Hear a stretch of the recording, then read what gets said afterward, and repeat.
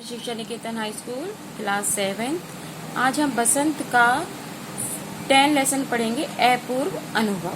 ठीक है कि एक अनुभव क्या होता है, उससे अपूर्व अनुभव से क्या होता है। तो इसमें हम जापान की एक कहानी है।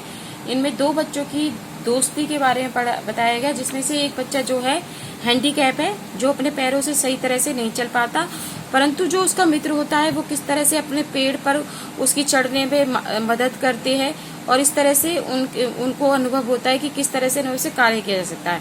तो आज हम उनकी दोनों के बारे में पढ़ेंगे। ठीक है, तो इसमें एक का नाम तोतो चान है और दूसरे मित्र का नाम है यासुकी चान। ठीक है, अब देखिए जरा इस लेसन को। सवा भागा में शिविर के 2 दिन बाद तोतो चान के लिए एक बड़ा साहस का दिन आया। इस दिन यासुकी चान से मिलना था। इस भेद का पता न था कि तोतो चान के माता पिता था, न ही यासुकी चान की। उसने यासुकी चान को अपने पेड़ पर चढ़ने का न्योता दिया। किसने दिया था यासुकी चान को अपने पेड़ पर चढ़ने का न्योता?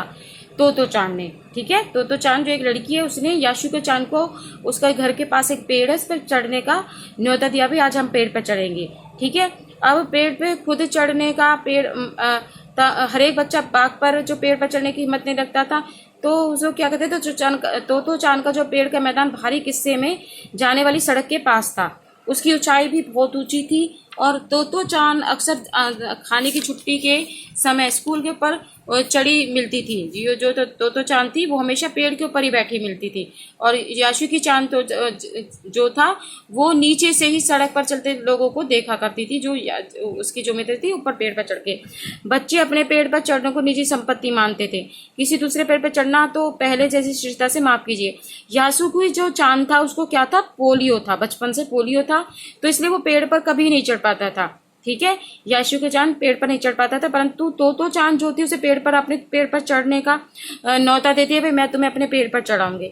तो यासुकी चान तो भाई पोलियो होने के कारण उसका एक पैर खराब था, तो नहीं चढ़ पाता था, फिर भी वो अपने मित्र की बात मान जाते हैं। तो यासुकी चान को पेड़ पर चढ़ने देने वाली उसने बताया कि भाई जब तोतो चान स्कूल पहुंची तो रेल के पास उसके गले के आसपास हवा में उड़ रहा था। यासुकी चान उसे मैदान के क्यारियों के पास ले गया। गर्मियों की छुट्टी के कारण सब सूना पड़ा था। यासुकी चान उससे कुल जमा के लिए बड़ा था। तोतो चान को बड़ा अच्छा लगता था। जैसे ही यासुकी चान ने तोतो चान को देखा, वह पैर खसीटता हुआ उसकी ओर बढ़ा।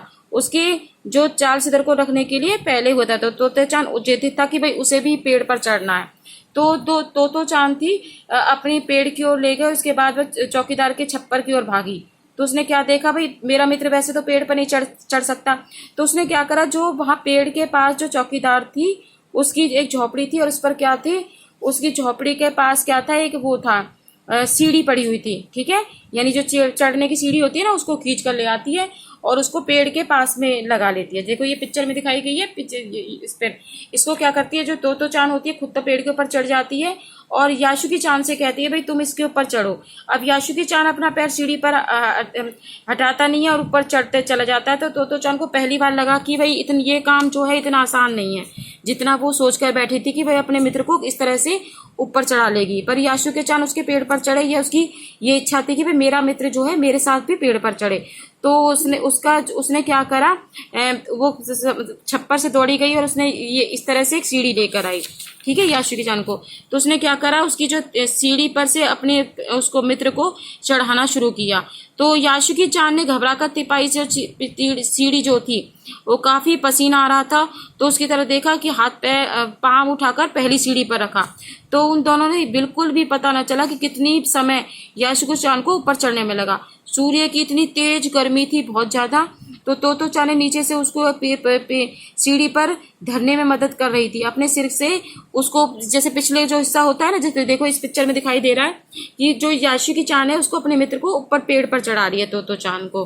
ठीक है, तो इस तरह से जो यासुकी चान सीढ़ी से पेड़ पर लाने की हर तरह से कोशिश बेकार हुई थी। यासुकी सीढ़ी पर थामे तोतो चान को ताकत लगाने लग रहा था। तो उसके बाद क्या हुआ, यासुकी चान जो था अपने पेड़ पर आमंत्रित कर तमाम नई नई चीजें दिखाने लगी, पर वह रोई नहीं। उसे डर लगा था कि उसके रोने पर यासुकी चान भी रो पड़ेगा। तो उसने यासुकी चान को पोलियो से पिचकी और अकड़ी उंगलियों वाला हाथ अपने ऊपर थाम लिया, और उसके खुद के हाथ से वह बड़ा था, उंगलियां भी लंबी थी उसकी। तो तोतो चान जो था उसके हाथ थामे रही।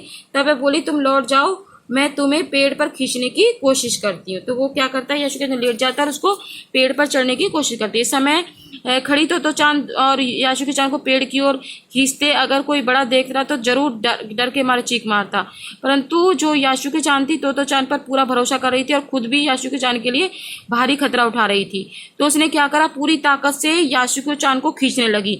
बादल का एक जो बड़ा सा टुकड़ा बीच बीच में छाया करके कड़कती धूप से उन्हें बचा रहा था, यानी कि बादल आ रहे थे। तो काफी मेहनत के बाद क्या हुआ, आमने सामने जो पेड़ की जो शिका थी वो पसीने से बालों के जो चेहरे पर हटाती हुई तो चांद ने तमाम सम्मान से झुककर कहा कि तुम्हारा मेरे पेड़ पर क्या है, स्वागत है। तो इस तरह से याशुकी चान क्या करती है, पेड़ पर अपने मित्र को बड़ी आसानी से चढ़ा लेती है। उस दिन याशुकी चान ने दुनिया की एक नई झलक देखी। किसने देखी थी, याशुकी चान ने, क्योंकि आज तक वो पेड़ पर चढ़ा ही नहीं था। तो ऐसा होता है कि पेड़ पर चढ़ना, तो याशुकी चान खुशी से झूम रहा था। तो उसके बाद क्या हुआ, तो वो बड़ी देर तक पेड़ पर बैठे रहे और इधर उधर की बातें करते रहे। तो उसने बताया कि भी मेरी बहन अमेरिका में, उसने बताया कि वहां पर एक चीज है जिसको टेलीविजन कहते हैं। याशुकी चान उमंग से भरा बता रहा था कि वह कहती है कि जब जापान में आ जाएगा तो घर बैठे बैठे ही सूमो कुश्ती भी देखेंगे। तो टेलीविजन के डिब्बे जैसा होता है, वो टेलीविजन के बारे में बता रहे थे। तो चान उस समय यह तो समझ नहीं पाई कि याशुकी चान के लिए कहीं भी दूर तक चल नहीं सकता, घर बैठे चीजों को देख लेने के लिए अर्थ होंगे। तो सूमो पहलवान घर में रहकर ही डिब्बे में कैसे समा जाएंगे।